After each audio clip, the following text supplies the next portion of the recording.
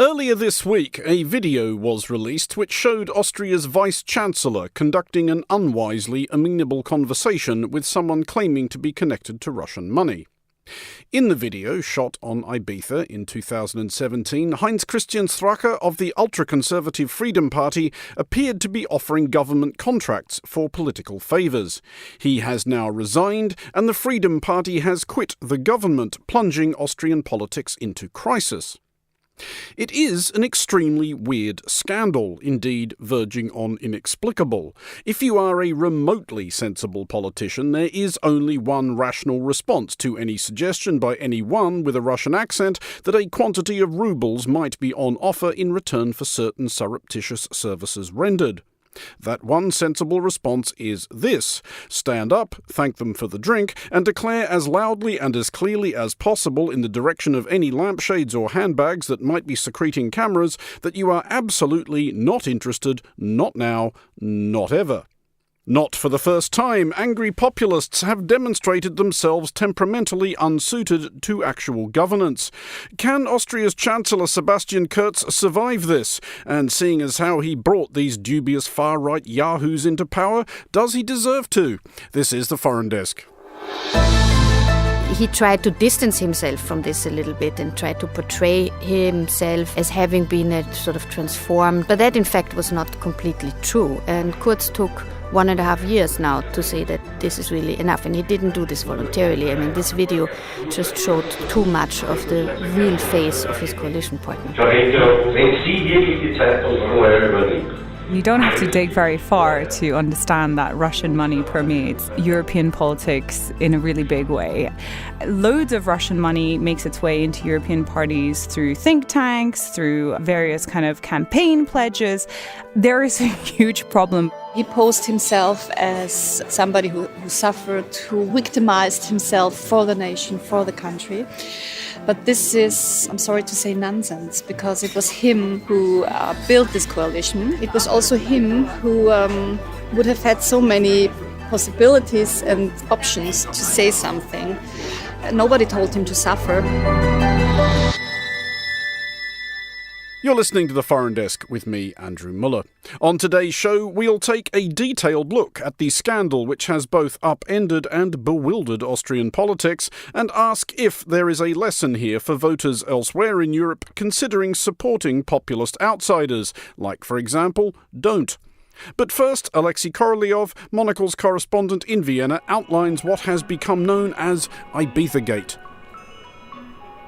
It's hard to convey to the outside world the extent to which this scandal has gripped the Austrian imagination. Everyone here is talking about it, in every cafe, in every home. Aber nach dem gestrigen Video muss ich ganz ehrlich sagen, a quarter of the population watched that historic speech by Chancellor Sebastian Kurz last Saturday, the one where he said that enough was enough. Genug ist genug. Genug ist genug. Genug ist genug. And that was on the same night as Eurovision. And in the spirit of Eurovision, the scandal has given a new lease of life to this 1999 hit song by the Dutch Eurodance group Vengaboys. It's called We're Going to Ibiza, and it's at the top of the charts in Austria. Why? Well, because of course it was on that Spanish island that the secret video was recorded.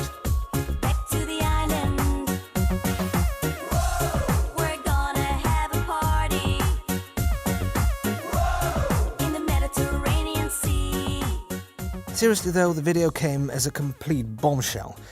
But the fact that it was the Freedom Party, the FPÖ, that messed up so spectacularly was actually not that surprising at all. Compared to FPÖ, the Social Democrats and the Conservatives have a long, very long tradition on their values, on their ideology, on their programmatic basis. And this is quite different to FPÖ. FPÖ is a party that opposes and not creates. And this is one answer why they always fail by themselves. Heidi Gluck was a spokesperson for the former Conservative Chancellor Wolfgang Schüssel, who also led a coalition government with the FPÖ in the early 2000s. She was there when that government collapsed. I would say their challenge is not being a responsible party who governs. It's more being a party of the opposition. And this is a different role. And the blow up, it was their own failure. It was not the failure by others. Nobody would think about having another ÖVP-FPÖ coalition for the next future. So I think they really knocked out themselves. We're going to Ibiza.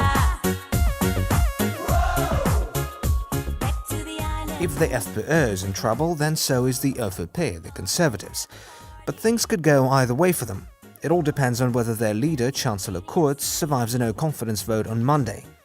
Kurz has been under fire for using the affair to his own ends and for forming a coalition with the FPÖ in the first place.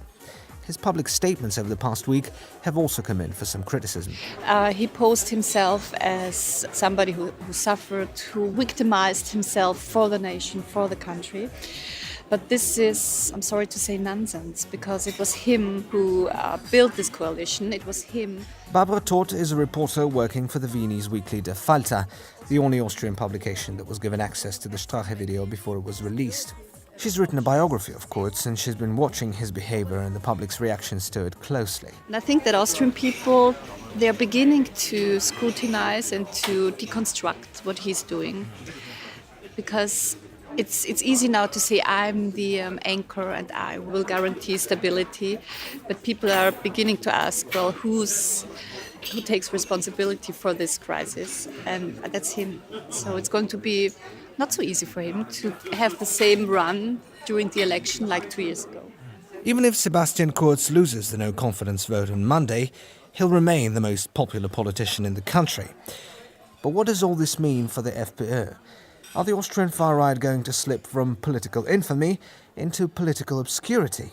A last word from Barabra Toth. No, my answer would be no. Because we believe to experience the end of the FPÖ in the beginning of 2002, 2003. Some thought it's the end in the 1980s. So I would be very careful to say it's the end. Let's remember Donald Trump. During his campaign, when this recording went public, where he talked about what he does with women, and everybody was shocked, and everybody thought this is going to be the end of Donald Trump, and he was elected. Yes. It's similar to this. I think it can even help to mobilize voters who will see the effects this Sunday. Thanks to Alexei Korolyov, Monocle's correspondent in Vienna.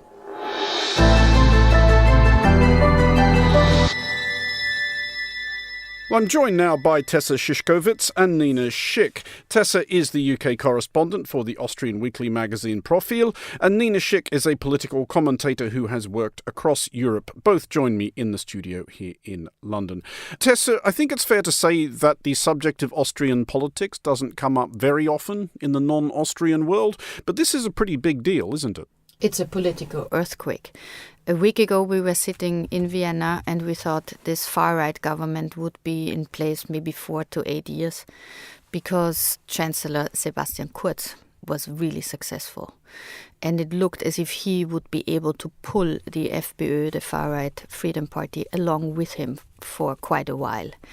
The fact that this video was published and showed what basically people knew, that this is a party of far-right crooks who are in bed with Russian forces around Putin's party and maybe secret services, all these kind of unpleasant things that were not outspoken but were more or less known, now has just proved the point that the far-right Freedom Party is not capable of being in a government. And so this abruptly ended their reign, and this completely changes now the entire political landscape in Austria, because it's unclear if Sebastian Kurz, as the leader of the People's Party, the conservative right, can sustain his popularity under these circumstances or not. Tessa, I just want to follow that up before we look at the wider implications of this, and there is clearly a great deal to unpick here. But I think when the Freedom Party got into government, the reaction around the world was fairly aghast, but also quite bewildered as to how this would even be possible. This is a party that was founded barely 10 years after the Second World War by an actual former SS officer, which you would hope at that point would not be a helpful CV. And yet there it is in government in a Western European democracy. How is it possible to explain that? How does that even happen, especially in a country with Austria's history? This is really the thing. We have a Nazi twist to everything we do because of our history. So you would have hoped that the Austrian population is sensitive enough to not bring people like this into government. But they didn't. And partly this is due to a phenomenon that we see in Europe all over, that far-right policies, which are often called national populists or something like that. I think this is a way of making them look a little bit prettier than they are. So they all campaign on anti-immigration policies, on anti-Islam propaganda and these type of things. In this country you have a twist with the European Union hostility, but also the hostility towards the European Union was part of the FPÖ ideology up till Brexit, because since then we know that it's not so easy or not preferable to leave the European Union just like that. And you're right that the FPÖ was founded by former Nazis to collect their voices in a way that was legitimate, because you also needed to start a new phase, a new democracy. So to not have them being able to vote would not have been an option. They also transformed, of course, over the decades and over the generations. The surprising thing is like how far right this FPÖ that is currently has been in government till Saturday now is and was. There's the leader, Heinz-Christian Strache, who is the sort of main actor in this famous video now, who in his youth was playing neo-Nazi sports game in the woods, in the forest around Austria. And he tried to distance himself from this a little bit and try to portray himself and his group of leaders in the FPÖ as having been sort of transformed and are far away from this early youth arrows that they made. But that in fact was not completely true. And Kurz took 1.5 years now to say that this is really enough. And he didn't do this voluntarily. I mean, this video just showed too much of the real face of his coalition partner. Nina, as Tessa profiles the FPÖ there, they are quite a singular bunch of charmers. There is a tendency when we discuss far-right populism in Europe to think of it as, if not necessarily a monolith, then a linked phenomena, that it's all much the same thing. Is that the case where the Freedom Party is concerned, or are they a specifically Austrian phenomenon for the reasons that Tessa outlines? I think, as Tessa very eloquently laid out, they are specifically Austrian in many ways. And I think the really interesting thing is the specific Nazi history and twist, because obviously I'm German, so it's slightly different in Germany, the atmosphere vis-a-vis the Nazi connotations and how this has been traditionally, more bubbling closer to the surface in Austria than in Germany. Not that it's wiped out in Germany. But there are some factors that unite all these far-right parties in Europe. And I think the biggest one is, of course, that they present themselves as the parties that have recognized an existential threat to identity, European identity, whatever that is in your national context, Christian values, and they see someone as the perpetrator of destroying that identity, right? And in this case, it is immigrants. And almost, I would say that they have some kind of pseudo-populist bent, because in the absence of policy, you need to find scapegoats to blame for all your woes. So that may be the EU. In the 90s, it was immigrants from different parts of Europe as Yugoslavia was breaking up. More recently, it's been refugees fleeing war from North Africa and the Middle East.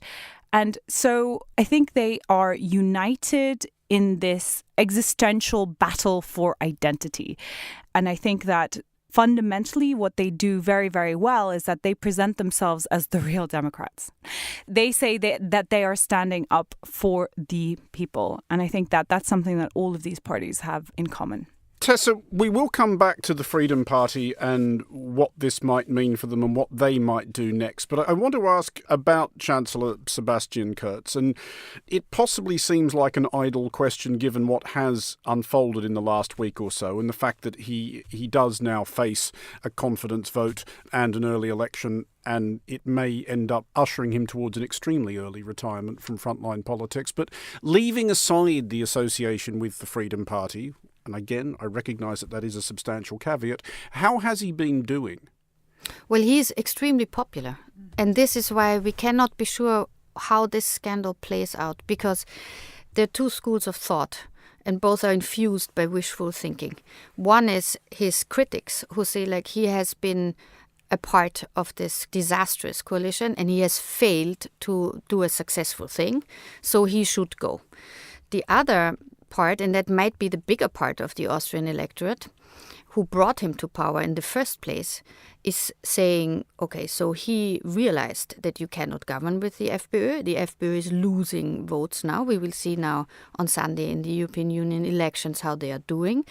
But it might be that people say he's still the only one of all the politicians in the front line in Austria who can build a center-right coalition together maybe with one or two other small parties which will come out of the new elections in September as potential coalition partners. I think it's over for the FPÖ. They are sort of burnt. They will not come back to coalition government now in the near future, maybe in 20 years again. We have it every 20 years actually. But at the moment it's over. But if Kurz can use this scandal for himself to present himself as the stable hand, or if he falls over it, this is to be seen. We cannot be sure. His big advantage is that the opposition is relatively weak, because the Social Democrats, they are still polling at around 27%. So the SPD in Germany can only dream of that. They are not a small party, but they are not very successful in pushing opposition policies and hounding the government now for everything they've done. So the leader of the Social Democrats is a very capable politician who is not very happy to attack. And now is the time, of course, to attack a government that has been failing to such an extent that it's falling. It's a political crisis that is bigger than anything we have seen since the Second World War, really. Yeah? Nina, Tessa mentions there both the EU elections and the concept of wishful thinking. We're in a slightly curious interregnum as we go to air on the Saturday, that we don't know what the results of those EU elections are. And these are weird EU elections in all sorts of countries for all sorts of reasons. But looking at them overall, is it possible to think of them as some kind of referendum on populism? I think that's certainly how it will be framed in many of the kind of post-match analyses, right? And I like in 2014, which was the last time we had these elections, the kind of anti-EU, anti-establishment parties across the continent will do well. Last time around, they won about a third of the seats in the European Parliament. But it is also important to remember that when you consider the political spectrum, it is not only the parties on the quote-unquote far right who are going to be doing well. There are loads of other parties that are going to be doing well. You know, the Greens, on the left, socialists. So this is much more a story about the fracturing of the traditional parties and the centre. In terms of what these parties will actually do when they constitute the new European Parliament, absolutely, there will be some crazy loony bins in there. But will they be able to work together? Because they are not a coherent bloc. You know, for all the kind of calls of Nigel Farage going to Italy to call Lega Nord to block or an extension request and so on and so forth, they are similar broadly in terms of ideological bent or campaigning tactics, but they all have their own priorities, which is very, very much dependent on the national context in which they arise. So I think the big story of the European elections inevitably will be populist wave sweeps Europe. But I think that actually what you're seeing is a splintering of the traditional parties. And it's important to remember that for some of these parties, even FPÖ. They've been around for a long time. FPÖ won 27% of the vote in 1999. I think they were even in the government in 2000. They've had a long and turbulent history with the European Union. So if you are coming at it from the view that, oh my God, it's worse now than ever, well, yeah, it probably is quite bad. But remember the historical context. Tessa, to frame that same question about the idea of these EU elections as a referendum on populism and focus it once again on the Freedom Party, which is where we came in, is it possible that this scandal, and it is a monumental scandal, actually won't affect them all that much in terms of their popularity? Because the one thing that populists all over the world have had in common is an understanding of the awesome, undefiable power of shamelessness. Is that likely to be the tack that the Freedom Party take? Well, on the one hand, they were very apologetic now. They really, really felt That's unusual. That's unusual. And they were whiny, self-pitying in their press conferences. It was incredible. Yeah, That's less unusual, the whining and the whining self-pitying. itself is not. But they were sort of Strache himself, he apologized to his wife because he made some comments in this video over the 7 hours of drinking and what else that were quite unpleasant and embarrassing for him. But I think that FPÖ will try to survive this by presenting itself as a little bit more moderate and nice. So they now announced a new candidate for the elections in autumn. So they are trying to keep out and on the sideline a little bit the more radical voices in the FPÖ. If that works or not, we will see. They, I think, are really burnt for the moment. I also don't think they will really have a big election success now because people feel slightly disgusted. They went a little bit too far with all of this. And a lot of their voters could actually go to Sebastian Kurz or back to the Social Democrats. So that we will see. And in Austria, it's not clear to see that. On the European level, it will be quite interesting if this scandal has the same effect as Brexit, that these parties don't get so many votes, that these ideas they represent are not popular anymore. But unfortunately, Austria is a very small country. In the polling today, I think Marine Le Pen had the same level of support than Macron's movement. So I'm afraid that the effect of the Strache video will not be as great as we would hope, maybe. I'm actually quite surprised, and perhaps this is because Austria is a much smaller country, that they didn't go down the route of what we're seeing in so many other countries, specifically in the United Kingdom and the United States, when a politician is caught with his pants down or her pants down. They just go down the deny, blatant, so what if I did it, and double down, right? So the fact that's been the usual populist play. You just refuse to accept any responsibility for anything. And it plays so well with your base. Obviously not in Austria, but in other countries it has. It doesn't matter what the politician does or says as long as you deny and you continue to say that, somebody's trying to smear you or you're the victim of a conspiracy campaign. The facts do not matter. Therefore, I'm quite interested in why in Austria this is reverberated to such an extent and why Strache didn't actually try to stick it out.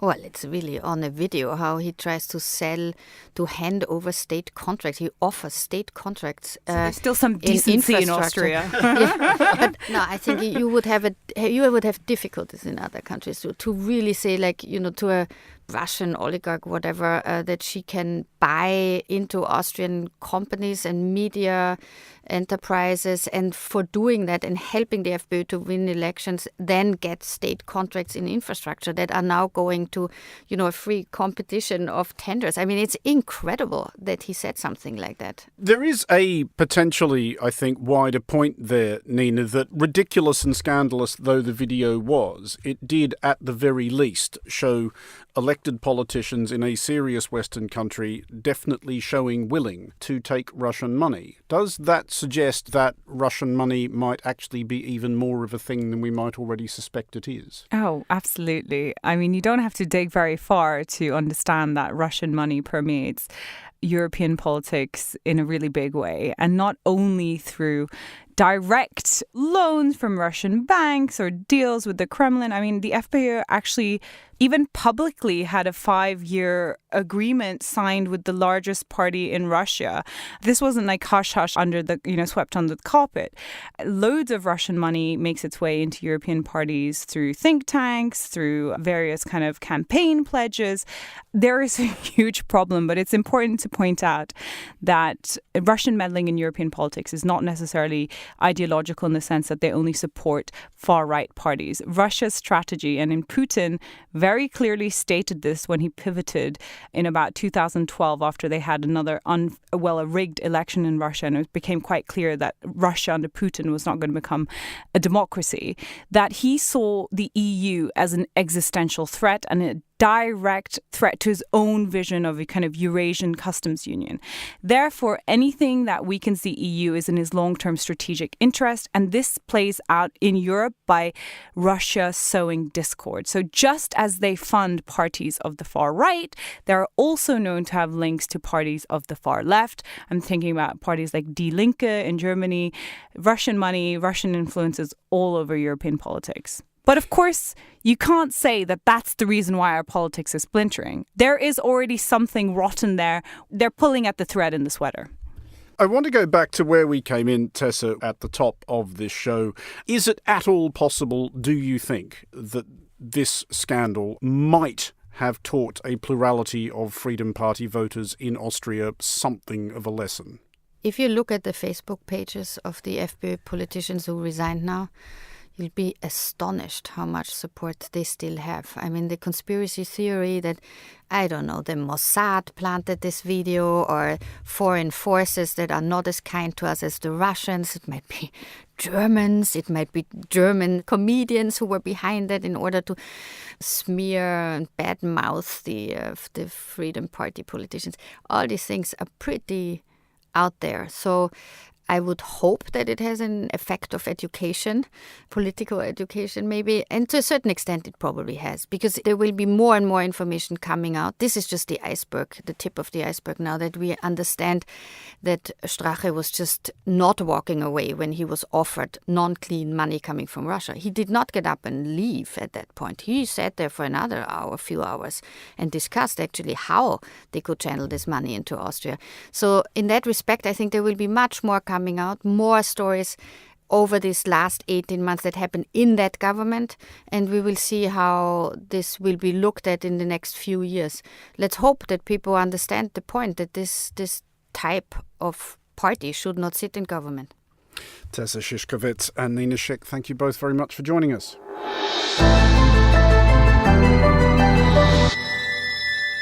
That is it for this episode of The Foreign Desk. We're back next week, and look out for The Foreign Desk Explainer, available every Wednesday. The Foreign Desk is produced by Yolene Goffan and Bill Luty. Bill also edits the programme. My name's Andrew Mueller. Thanks very much for listening, and until next time, goodbye.